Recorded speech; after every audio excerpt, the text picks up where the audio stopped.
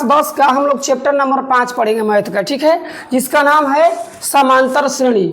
अंग्रेजी में इसको बोला जाता है अर्थमेटिक प्रोग्रेशन और शॉर्ट में कुछ लोग इसको एपी बोलते हैं, ठीक है। बड़ा इसमें से 4-5 नंबर का बोर्ड के एग्जाम में आता है, ठीक है। उसके बाद अध्याय 5 का हम लोग पहले फार्मूला पढ़ेंगे, उसके बाद बारी बारी से एक्सरसाइज पढ़ेंगे। देखिए पहले हम समझाते हैं आप लोगों को कि समांतर श्रेणी अर्थात एपी किसे कहते हैं।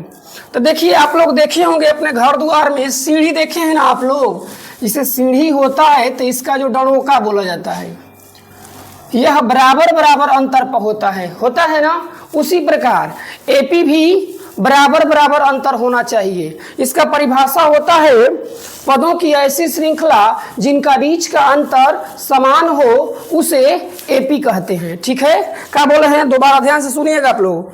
पदों की ऐसी श्रृंखला जिनका बीच का अंतर समान हो उसे समांतर श्रेणी या एपी कहते हैं। देखिए परिभाषा हम बोर्ड पर लिख रहे हैं, आप लोग कलम कापी से लिखिएगा, ठीक है।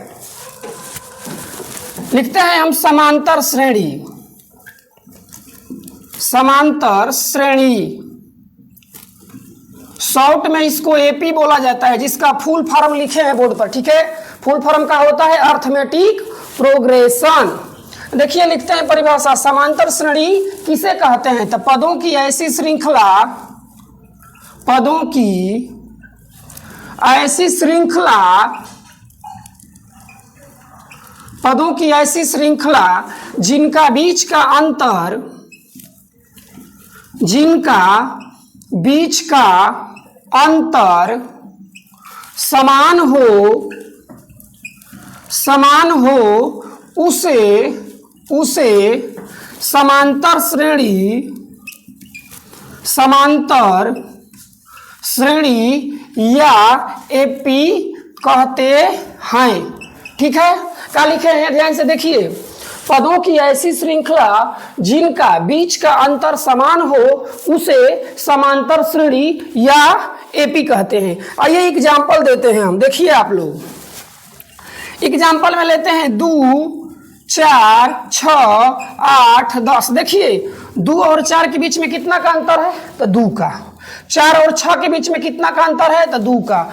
6 और 8 के बीच में कितना का अंतर है, तो 2 का। 8 और 10 के बीच में कितना अंतर है, 2 का। यानी सब में कितना का अंतर है, तो 2 का अंतर है। तो यह क्या है, एपी में। अगर यही होता 2, 4, 5, 8, अब देखिए तो इसमें कितना का अंतर है, 2, इसमें कितना का अंतर है, 1 का, और इसमें कितना का अंतर है, 3 का।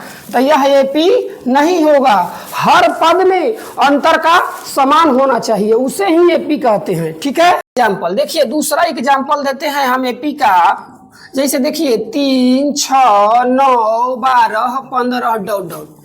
इनमें पदों का अंतर क्या है, समान है। सब में पदों का अंतर क्या है बाबू, 3 है। तो यह क्या है, एपी में। देखिए एपी का होता है तो एपी 2 प्रकार का होता है। पहले एपी का प्रकार, एपी 2 प्रकार का होता है। पहला का होता है परिमित एपी, परिमित एपी, और दूसरा का होता है अपरिमित एपी, अपरिमित एपी। ये परिमित एपी किसे कहते हैं, परिभाषा लिखते हैं हम, देखिएगा। परिमित एपी, परिमित एपी किसे कहते हैं, तो वैसा एपी जिनका अंतिम पद का हो पता हो उसे परिमित एपी कहते हैं। क्या बोले हैं, ध्यान से सुनिए। वैसा एपी जिनका अंतिम पद पता हो उसे परिमित एपी कहते हैं। अपरिमित का होगा तो वैसा एपी जिसका अंतिम पद पता न हो उसे अपरिमित एपी कहते हैं। तो पहले हम परिमित का परिभाषा लिख रहे हैं। वैसा एपी जिसका अंतिम पद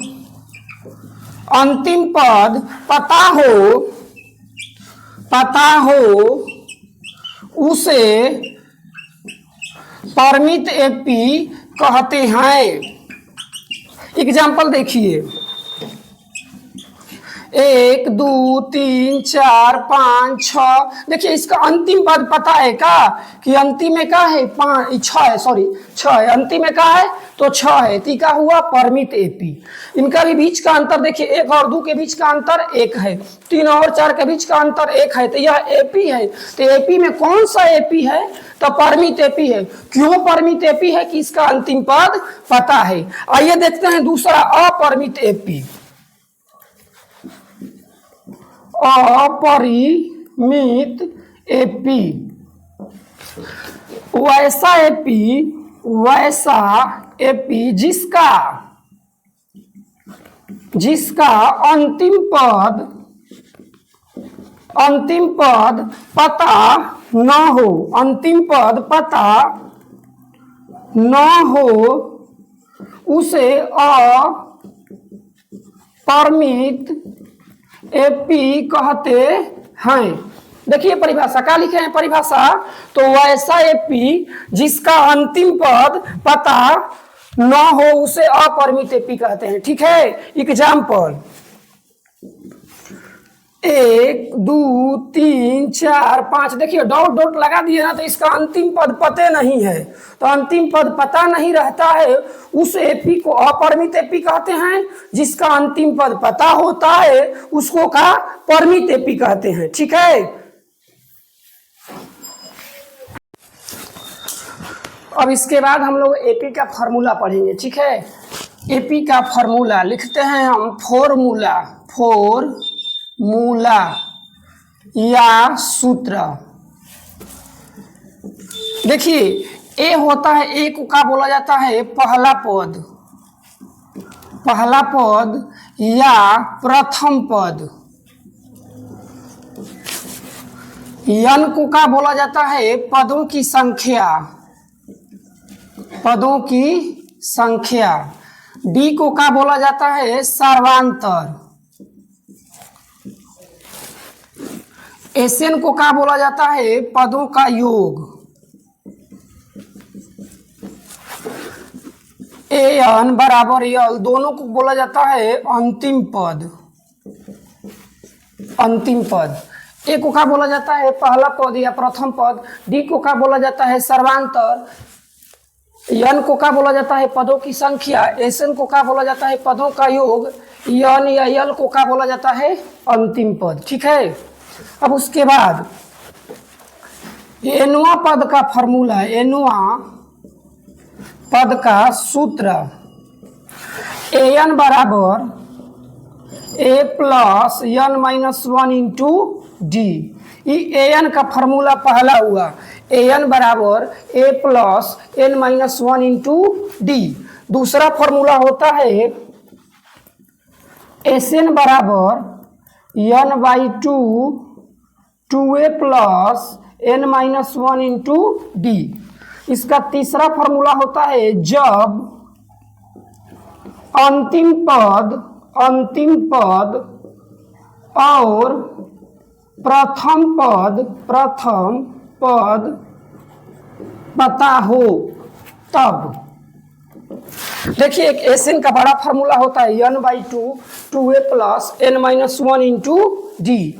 और एक ठो लिखेंगे तीसरा एसएन बराबर N by 2 A plus a n. चौथा होता है एसएन बराबर एन बाई 2 ए प्लस यल।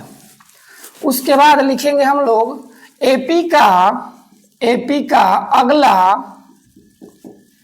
अगला तीन पद ज्ञात करने का सूत्र। एपी का अगला तीन पद ज्ञात करने का सूत्र क्या लिखे हैं। एपी का अगला 3 पद ज्ञात करने का सूत्र। देखिए लिखेंगे एगो लिखेंगे ए प्लस डी, एगो लिखेंगे ए प्लस 2d, एक ठो लिखेंगे ए प्लस 3d। ए को क्या बोलेंगे तो प्रथम पद, ए प्लस डी को क्या लिखेंगे दूसरा पद, ए प्लस 2d को लिखेंगे तीसरा पद, ए प्लस 3d को क्या लिखेंगे चौथा पद। ठीक है, यानी एपी का अगला 3 पद ज्ञात करने के लिए पहला पद को ए लिखेंगे, दूसरा पद को ए प्लस डी लिखेंगे, और तीसरा पद को ए प्लस 2d लिखेंगे, और चौथा पद को ए प्लस 3d लिखेंगे। अब लिखेंगे एपी जांच करने का फॉर्मूला, एपी जांच करने का सूत्र। एपी जांच करने का सूत्र होता है D1 बराबर A2 माइनस A1, D2 बराबर A3 माइनस A2, और D3 बराबर होता है A4 माइनस A3।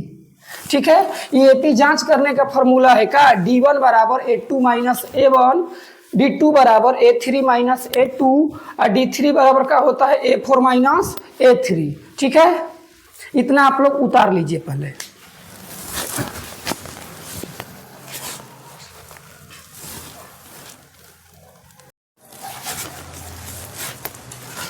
सर्वांतर, आपको सर्वांतर ज्ञात करने का फॉर्मूला होता है सर्वांतर, सर्वांतर ज्ञात करने का सूत्र क्या होता है, तो D बराबर, सर्वांतर को D द्वारा सूचित किया जाता है। ठीक है, सर्वांतर को D द्वारा सूचित किया जाता है, तो D बराबर का होगा तो A2 minus A1, A2 minus A1, A2 का मतलब दूसरा पद, A1 का मतलब पहला पद, और D का मतलब सर्वांतर। जिसे आपको एग्जाम्पल दे देते हैं हम, AP 4, 6, 8, 10 का सर्वांतर ज्ञात करें। सर्वांतर ज्ञात करें। देखिए क्या लिखे हैं सवाल, 4, 6, 8, 10 का सर्वांतर ज्ञात करें। तो शुरू वाला को बोलेंगे A1, इसको बोलेंगे A2, इसको बोलेंगे A3, और इसको बोलेंगे A4। A1 का मतलब प्रथम पद, A2 का मतलब दूसरा पद, A3 का मतलब तीसरा पद, A4 का मतलब चौथा पद।